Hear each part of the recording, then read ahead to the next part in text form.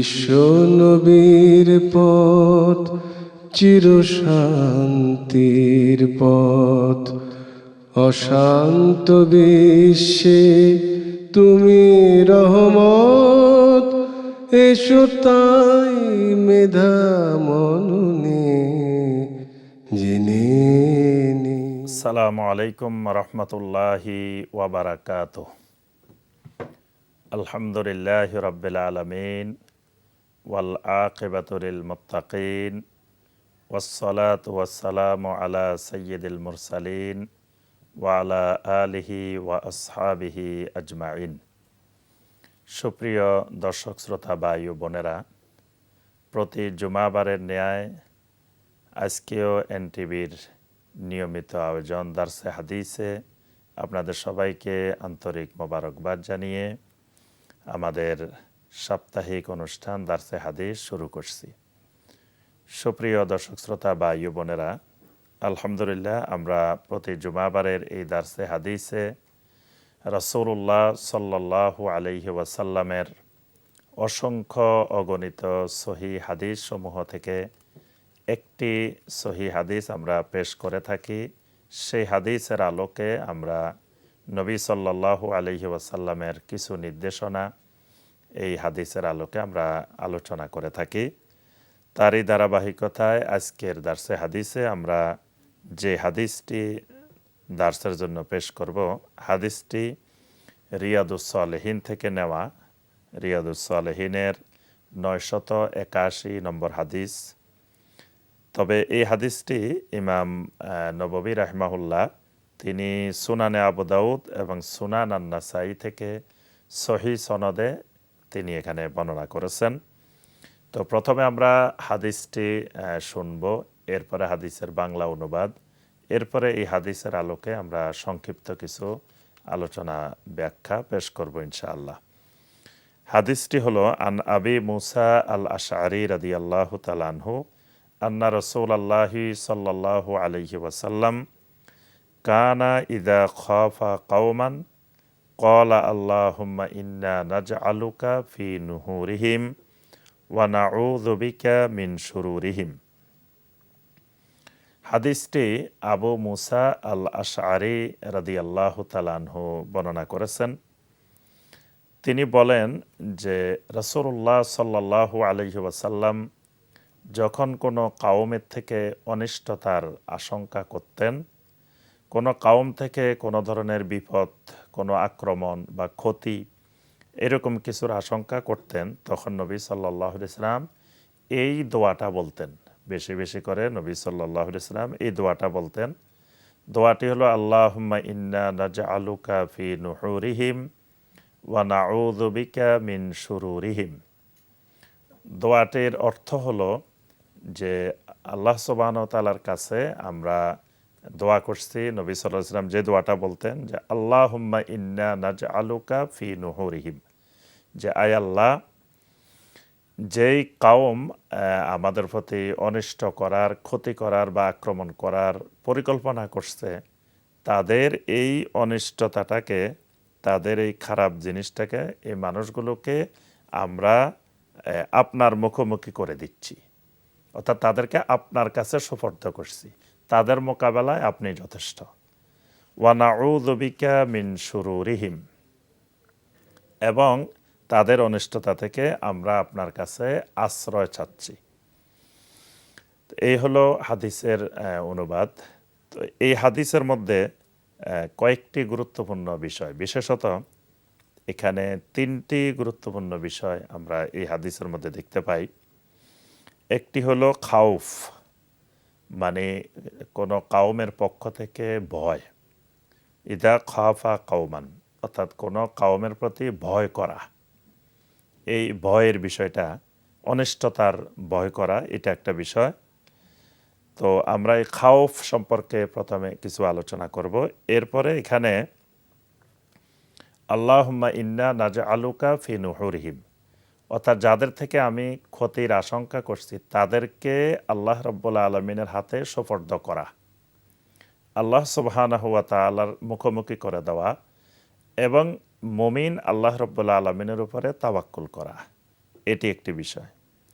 আরেকটি বিষয় এখানে ইস্তেআজা, এটিও একটি গুরুত্বপূর্ণ আল্লাহ রাব্বুল আলামিনের ইবাদত, ইস্তেআজা। তো আমরা এই ইস্তেআজা সম্পর্কেও আমরা একটু আলোচনা পেশ করব ইনশাআল্লাহ।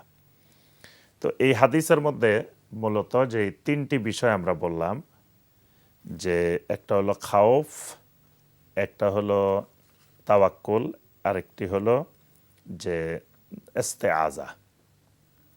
এই তিনটি কিন্তু খুবই গুরুত্বপূর্ণ বিষয় এবং ইমানের তিনটি বিষয়, এবং এই তিনটির সাথে আল্লাহ রাব্বুল আলামিনের তাওহীদ জড়িত।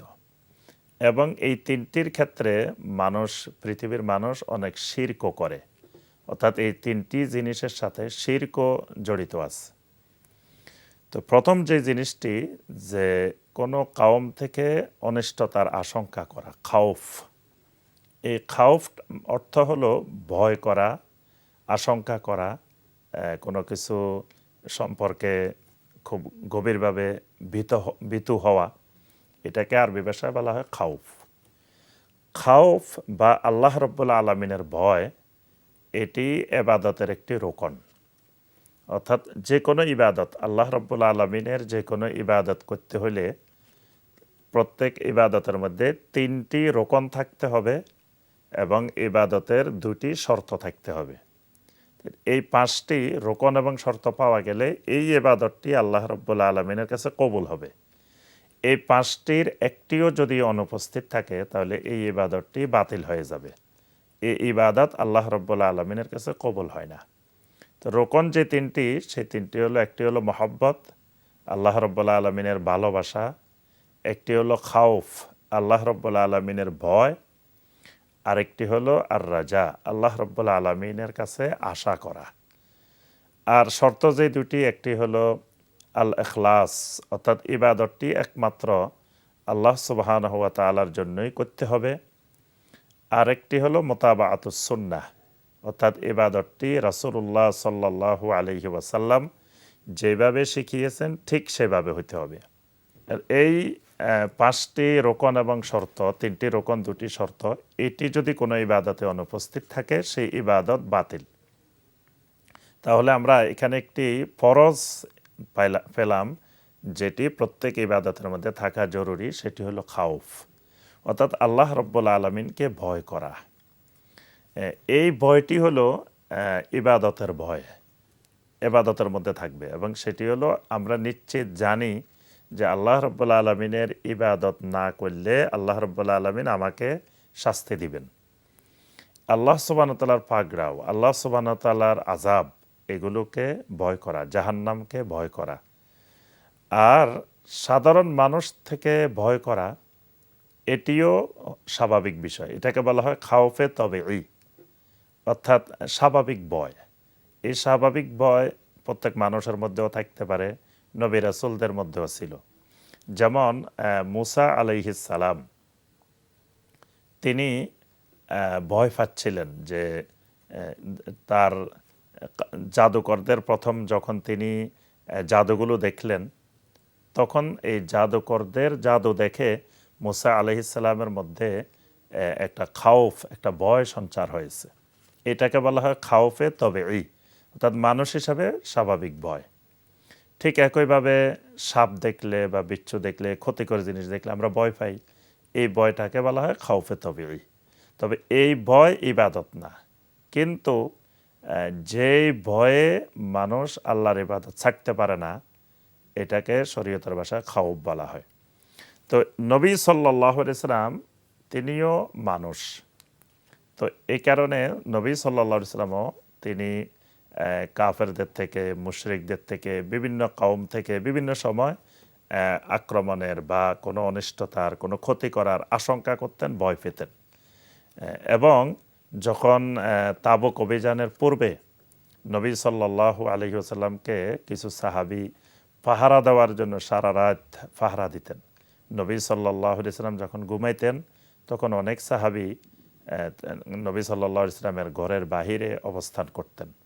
তাহলে এই যে খাউফ, এই খাউফ শরঈ দিক থেকে কোনো নিষিদ্ধ নয়, এটা খাউফে তবে স্বাভাবিক ভয়। তবে যেটি অন্য ভয়, যেমন কোনো মৃত ব্যক্তি, কোনো দিনদার সলেহীন মৃত ব্যক্তি, তার ভয়, এটা শিরিক। যেমন কোনো ব্যক্তি গাড়ি নিয়ে যাচ্ছেন, হঠাৎ কোনো দিনদার মানুষের কবর, কোনো অলির কবর, তো সেটা দেখে তিনি তার গাড়িকে আস্তে ধীরে যাচ্ছেন, খুব স্লো করে যাচ্ছেন, কারণ তিনি ভয় পাচ্ছেন যে আল্লাহর অলির সামনে দিয়ে যদি গাড়ি দ্রুত গতিতে চালান, ক্ষতির আশঙ্কা আছে। এই যে আল্লাহর অলি থেকে বা মাইয়ের থেকে কোনো ধরনের ক্ষতির আশঙ্কায় তাকে ভয় করা, এটা শিরক।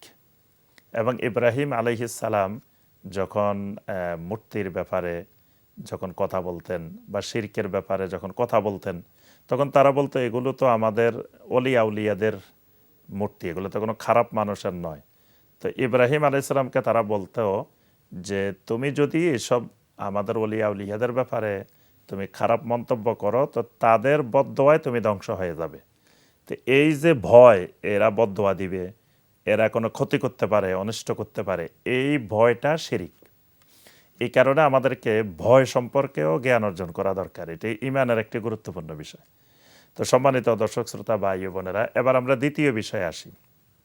দ্বিতীয় বিষয় সেটি হলো যে নবী সাল্লাল্লাহু আলাইহি ওয়াসাল্লাম দোয়ার মধ্যে বলতেন যে আল্লাহুম্মা ইন্না নাজআলুকা ফি নুহুরিহিম, আয় আল্লাহ, তাদের যত চক্রান্ত ষড়যন্ত্র যা কিছু আছে, এই সব কিছুকে আমরা আপনার সামনে সোপর্দ করছি, আপনার মুখোমুখি করে দিচ্ছি, অর্থাৎ আপনি এর মোকাবেলা করবেন।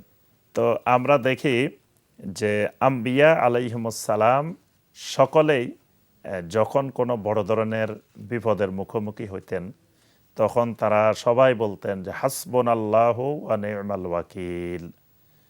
এটা সমস্ত আম্বিয়া আলাইহিমুস সালামের তাওয়াক্কুলের নমুনা আল্লাহ রাব্বুল আলামিন কোরআনে কারিমের মধ্যে বর্ণনা করেছেন। যখন মুসা আলাইহিস সালাম বিপদের সম্মুখীন হয়েছেন, তারপরে ইউনুস আলাইহিস সালাম বিপদের সম্মুখীন হয়েছেন, ইউসুফ আলাইহিস সালাম বিপদের সম্মুখীন হয়েছেন, তা আইয়ুব আলাইহিস সালাম বিপদের সম্মুখীন হয়েছেন, তখন সকল আম্বিয়া আলাইহিমুস সালাম বলতেন হাসবুনাল্লাহু ওয়া নি'মাল ওয়াকিল। এবং নবী সাল্লাল্লাহু আলাইহি সাল্লাম যখন বিপদের সম্মুখীন হয়েছেন বিভিন্ন জিহাদের ময়দানে, তখন নবী সাল্লাল্লাহু আলাইহি সাল্লাম স্বতঃস্ফূর্তভাবে জোরালোভাবে বলে উঠতেন যে হাসবুনাল্লাহু ওয়া নি'মাল ওয়াকিল, অর্থাৎ আমাদের জন্য আল্লাহ রাব্বুল আলামিনই যথেষ্ট এবং তিনিই আমাদের উত্তম অভিভাবক। তাই আল্লাহ রাব্বুল আলামিনের উপরে এইভাবে তাওয়াক্কুল করলে তখন যারা চক্রান্ত করে, যারা অনিষ্টতার জন্য চেষ্টা করে, আল্লাহ সুবহানাহু ওয়া তাআলা নিজেই তাদের মোকাবেলায় এগিয়ে আসেন। এই জন্য আল্লাহ পাক কোরআনে কারিমে অনেক জায়গায় বলছেন ওয়াইয়ামকুরুনা ওয়াইয়ামকুরুল্লাহ ওয়াল্লাহু খায়রুল মাকিরিন, অর্থাৎ তারা ষড়যন্ত্র করে, চক্রান্ত করে, আল্লাহ রাব্বুল আলামিন সেই চক্রান্তগুলোকে প্রতিহত করেন। তো এই যে আল্লাহ রাব্বুল আলামিন প্রতিহত করেন কখন? যখন বান্দা আল্লাহ রাব্বুল আলামিনের কাছে বিষয়টা সোপর্দ করে। কিন্তু আল্লাহ সুবহানাহু ওয়া তাআলার উপরে তাওয়াক্কুল না করে বান্দা যদি এককভাবে সেটি মোকাবেলা করতে যায়, তখন আল্লাহ রাব্বুল আলামিনের পক্ষ থেকে সাহায্য আসে না। এই তাওয়াক্কুলটা আত-তাওয়াক্কুল আলাল্লাহি সুবহানাহু ওয়া তাআলা, রাব্বুল আলামিনের উপরে তাওয়াক্কুল, এটি ঈমানের অংশ, এটি ফরজ। অর্থাৎ প্রত্যেক ঈমানদার একমাত্র আল্লাহ রাব্বুল আলামিনের উপরে যে কোনো বিপদে আপদে ভরসা করবে, তাওয়াক্কুল করবে। কিন্তু আল্লাহ রাব্বুল আলামিন ছাড়া অন্য কোনো মাখলুকের উপরে যদি কেউ তাওয়াক্কুল করে, জীবিত হোক মৃত হোক, তখন এই তাওয়াক্কুলটা শিরকে পরিণত হয়। যদি কেউ মনে করে যে যত বিপদ আপদ আসুক, আমার অমুক আল্লাহর ওলি আছে, তিনি কবরের থেকে এইসব বিপদ আপদ তিনি মোকাবেলা করবেন, বা আমার বিপদ আপদ আসলে তিনি বিপদ আপদগুলো দূর করে দিবেন, এই যে কোনো আল্লাহর ওলির উপরে তাওয়াক্কুল, এই তাওয়াক্কুলটা শিরক। অর্থাৎ আল্লাহ রাব্বুল আলামিন ছাড়া আর কারো উপরে কোনো বিপদ আপদ, কোনো অনিষ্ট, কোনো খারাপ যে কোনো কিছু দূর করার মালিক একমাত্র আল্লাহ রাব্বুল আলামিন। এর বাহিরে অন্য কাউকে দূর করতে পারেন এই বিশ্বাস পোষণ করাটা শিরক। এই কারণে নবী সাল্লাল্লাহু আলাইহি ওয়াসাল্লাম তিনি তো নিজে বলতেন, পাশাপাশি উম্মতকে এই তাওহীদ শেখানোর জন্য, আল্লাহর উপরে তাওয়াক্কুল শেখানোর জন্য নবী সাল্লাল্লাহু আলাইহি ওয়াসাল্লাম এই দোয়াটা শিখাইতেন যে আল্লাহুম্মা ইন্না নাজআলুকা ফি নুহুরিহিম, যাই আল্লাহ এদের মোকাবেলা করার মতো ক্ষমতা আমার কাছে নেই, বা আমরা চাইলেও এদের মোকাবেলা করতে ব্যর্থ হতে পারি, কিন্তু আপনি যদি আমাদের পক্ষে সাহায্য করেন, আমাদেরকে সাহায্য করতে চান, বিজয়ী করতে চান, তাহলেই আমরা বিজয়ী হতে পারি। এই তাওহীদটা আল্লাহ রাব্বুল আলামিন তার রাসূলকে দিয়ে আমাদেরকে শিখিয়েছেন। তৃতীয় যে বিষয়, ওয়া নাউযু বিকা মিন শুরুরিহিম, তাদের যত অনিষ্টতা, এই সকল অনিষ্টতা থেকে আমরা আপনার কাছে আশ্রয় চাই। এটিকে বলা হয় আল ইস্তেআযা, এটির নাম হলো ইস্তেআযা। ইস্তেআযা মানে আল্লাহ রাব্বুল আলামিনের কাছে আশ্রয় চাওয়া। এই আশ্রয় চাওয়া এটিও একটি গুরুত্বপূর্ণ ইবাদত। যদি কেউ আল্লাহ রাব্বুল আলামিনের কাছেই আশ্রয়টা চান, তখন এটি তাওহীদ। যদি আল্লাহ রাব্বুল আলামিন ছাড়া অন্য কারো কাছে কেউ আশ্রয় চান, তখন এটি শিরকে পরিণত হয়। এই কারণে আমরা দেখি আল্লাহ রাব্বুল আলামিন কোরআনে কারিমে তিনটা সূরা, যে তিনটি সূরা আমরা সকলেই জানি, এই তিনটি সূরাকে নবী সাল্লাল্লাহু আলাইহি ওয়াসাল্লাম নাম দিয়েছেন সূরাতুল মুআউযযাত, অর্থাৎ আশ্রয় চাওয়ার সূরা।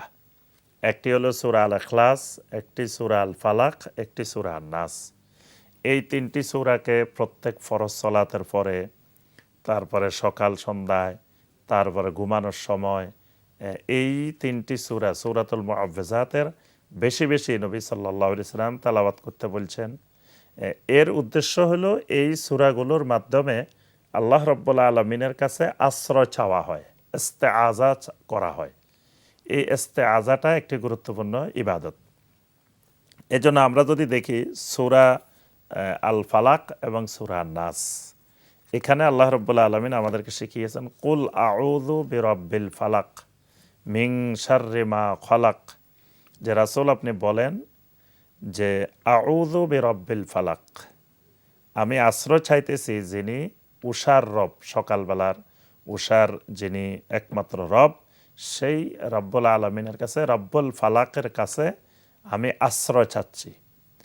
মিন শাররি মা খালাক, তিনি যা সৃষ্টি করেছেন তার সকল সৃষ্টির অনিষ্ট থেকে, অর্থাৎ সকল সৃষ্টি জগতের অনিষ্ট, সেটি মানুষও হইতে পারে, জিনও হইতে পারে, তারপরে শয়তানও হইতে পারে, তারপরে যে কোনো মাখলুক হইতে পারে, এই সকল সৃষ্টির অনিষ্ট থেকে আমি আল্লাহ রাব্বুল আলামিনের কাছে আশ্রয় চাই। ওয়ামিন শাররি গাসিকিন ইযা ওয়াকাব, রাতের অন্ধকারের অনিষ্টতা থেকে আমি আশ্রয় চাই। ওয়ামিন শাররিন নাফাসাতি ফিল উকাদ, আর যারা জাদু করে, যারা গিরায় ফুৎকার প্রদান করে, সেই ফুৎকার প্রদানকারী নারীদের অনিষ্ট থেকেও আপনার কাছে আশ্রয় চাই। ওয়ামিন শাররি হাসিদিন ইযা হাসাদ, এবং হিংসুক যে হিংসা করে, সেই হিংসা থেকেও, হিংসার অনিষ্টতা থেকেও আপনার কাছে আশ্রয় চাই। এই সূরাটির মধ্যে আল্লাহ রাব্বুল আলামিন কোন কোন জিনিস অনিষ্টকারী জিনিস, ক্ষতিকর জিনিস, তার বর্ণনা দিয়ে দিয়েছেন। সেখানে রাত্রের অন্ধকারে বিপদ আসে। আমরা যদি স্বাভাবিকভাবে লক্ষ্য করে দেখব যে দিনের বেলার চাইতে রাত্রে বিপদ আপদ বেশি আসে।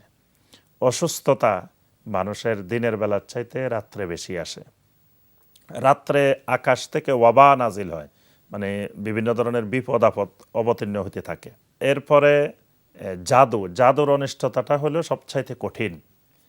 যেই জাদুর অনিষ্টতার মধ্যে নবী সাল্লাল্লাহু আলাইহি ওয়াসাল্লাম নিজেই আক্রান্ত হয়েছেন। এই কারণে আল্লাহ রাব্বুল আলামিন সূরা আল ফালাকের মধ্যে এটিও শিক্ষা দিয়েছেন যে ওয়ামিন শাররিন নাফাসাতি ফিল উকাদ, যে জাদুর জন্য যে গিরার মধ্যে ফুৎকার দেয়, এই জাদু থেকেও আপনার কাছে আশ্রয় চাই। আরেকটা হলো হিংসার অনিষ্টতা। এটি স্বাভাবিক বিষয়, সমাজে যে কোনো মানুষ ভালো কিছু দেখলে মানুষের স্বাভাবিক ফিতরত, অনেক মানুষই এটিকে হিংসার দৃষ্টিতে দেখে। তো হিংসার দৃষ্টিতে দেখার পরেই আস্তে আস্তে তার প্রতি অনিষ্টতা করার তার মধ্যে প্রেরণা সৃষ্টি হয়, সে তার ক্ষতি করতে চায়, অনিষ্টতা করতে চায়। এজন্য আল্লাহ রাব্বুল আলামিন হিংসাকেও অনিষ্টতার একটি মাধ্যম হিসেবে তুলে ধরেছেন। সূরা নাসের মধ্যে আল্লাহ রাব্বুল আলামিন আরও সুন্দর করে তুলে ধরেছেন কুল আউযু বিরাব্বিন নাস মালিকিন নাস ইলাহিন নাস মিন শাররিল ওয়াসওয়াসিল খান্নাস, সকল কুমন্ত্রণাদাতার অনিষ্ট থেকে আল্লাহ রব্বুল আলমিন শিখিয়েছেন যে যিনি রব্বুন নাস, যিনি মালিকুন নাস, যিনি ইলাহুন নাস, তার কাছে আশ্রয় চাওয়ার জন্য। আল্লাহ রব্বুল আলমিনের যত সিফাত আছে এই সিফাতগুলো দিয়ে দিয়ে আল্লাহ রব্বুল আলমিনের কাছে আশ্রয় চাওয়া, এটাই আল্লাহ সুবহানাহু ওয়া তাআলা খুব পছন্দ করেন। যেমন আমরা একটু আগে যে দোয়াটা বললাম, আউযু বিকালিমাতিল্লাহি তাম্মাতি মিন শাররি মা খালাক। নবী সাল্লাল্লাহু আলাইহি ওয়াসাল্লাম বলছেন, কেউ যদি সকালে সন্ধ্যায় এই দোয়াটা বলে আল্লাহর এই সিফাতের সাহায্যে আল্লাহর কাছে আশ্রয় চায়, লাম তাদুররুক, তাকে কোনো কিছু অনিষ্ট করতে পারবে না, কোনো কিছু ক্ষতি করতে পারবে না। এক ব্যক্তি তার শরীরে ব্যথার জন্য নবী সাল্লাল্লাহু আলাইহি ওয়াসাল্লামের কাছে অভিযোগ করলেন যে, ইয়া রাসূলুল্লাহ সাল্লাল্লাহু আলাইহি ওয়াসাল্লাম, আমি খুব ব্যথা পাচ্ছি। তো নবী সাল্লাল্লাহু আলাইহি ওয়াসাল্লাম বললেন, তোমার শরীরে যে জায়গায় ব্যথা হচ্ছে সেই জায়গায় হাত রাখো, 3 বার বিসমিল্লাহ বলো, আর 7 বার তুমি বলো যে আউযু বিইজ্জাতিল্লাহি ওয়া কুদরাতিহি মিন শাররি মা আজিদু ওয়া উহাদিরু। এখানে আল্লাহ রাব্বুল আলামিনের কাছে সকল বিপদ, সকল অনিষ্টতা থেকে আশ্রয় চেয়ে দোয়া করে 7 বার চাইতে বলা হয়েছে, যে বলো যে আউযু বিইজ্জাতিল্লাহি ওয়া কুদরাতিহি মিন শাররি মা আজিদু ওয়া উহাদিরু। এই সাহাবী বলেন, আমি এভাবে 7 বার বলার পরে আমার ব্যথা আল্লাহ সুবহানাহু ওয়া তাআলা সুস্থ করে দিয়েছেন। অর্থাৎ বান্দা যখন আল্লাহ রাব্বুল আলামিনের কাছে আশ্রয় চাইবেন, আল্লাহ সুবহানাহু ওয়া তাআলার কাছে ফিরে আসবেন, তখন আল্লাহ রাব্বুল আলামিন তাকে পরিপূর্ণ আশ্রয় দিবেন। তবে কোনো জিনের নিকট অতীতকালে মুশরিকেরা যখন মরুভূমিতে কোনো স্থানে যেতেন, তো মুশরিকেরা মনে করতো যে এই মরুভূমি যেখানে আমি আসছি, এই মরুভূমি মনে হয় একজন জিন তত্ত্বাবধান করে, একজন জিনের অধীনে। তখন তারা ওই জিনের কাছে আশ্রয় চাইতো। আল্লাহ পাক কোরআনে কারিমে এটি নিষেধ করেছেন। এজন্য কোনো জিন, কোনো মৃত মানুষ, তারপরে কোনো জীবিত মানুষ, এদের কাছে আশ্রয় চাওয়া এটি শিরক। অর্থাৎ আল্লাহ রাব্বুল আলামিন ছাড়া কারো কাছে আশ্রয় চাওয়া যাবে না, সর্বমুহূর্তে, সবসময়, স্বাভাবিক অবস্থায়ও, বিপদ আপদেও, সর্বাবস্থায়। তো এই হাদিস থেকে আমরা যে বিষয়গুলো শিক্ষণীয় বিষয় পেলাম, ভয় একমাত্র আল্লাহ রাব্বুল আলামিনের, তাওয়াক্কুল একমাত্র আল্লাহ সুবহানাহু ওয়া তাআলার, এবং আশ্রয় চাওয়া, ইস্তেআজা, এটাও একমাত্র আল্লাহ রাব্বুল আলামিনের নিকটেই করতে হবে। তো আর নবী সাল্লাল্লাহু আলাইহি ওয়াসাল্লাম যে দোয়াগুলো আমাদেরকে শিখিয়েছেন, এই দোয়াগুলো আমরা সবসময় মাসনুন দোয়াগুলো আমল করার চেষ্টা করব। তো সম্মানিত দর্শক শ্রোতা ভাই ও বোনেরা, আমাদেরকে নবী সাল্লাল্লাহু আলাইহি ওয়াসাল্লামের হাদিসকে জানার, হাদিস অনুযায়ী আমল করার এবং হাদিসের আলোকে আমাদের জীবন গড়ার আল্লাহ পাক তৌফিক দান করুন। আল্লাহ রাব্বুল আলামিন আজকের এই দার্সে হাদিসকে কবুল ও মঞ্জুর করে নিন। আল্লাহ সুবহানাহু ওয়া তাআলা এনটিভিকে কবুল ও মঞ্জুর করে নিন। এনটিভির এই মাজলিস, এই অনুষ্ঠান, দার্সে হাদিসকে আল্লাহ রাব্বুল আলামিন কবুল ও মঞ্জুর করে নিন। ইনশাআল্লাহ আগামী জুমাবারের দার্সে হাদিস দেখার আপনাদের সবাইকে আমন্ত্রণ জানিয়ে আজকের দার্সে হাদিস এখানেই শেষ করছি। আসসালামু আলাইকুম ওয়া রাহমাতুল্লাহি ওয়া বারাকাতুহু। চিরশান্তির পথ অশান্ত বিশ্বে তুমি রহমত, এসো তাই মেধা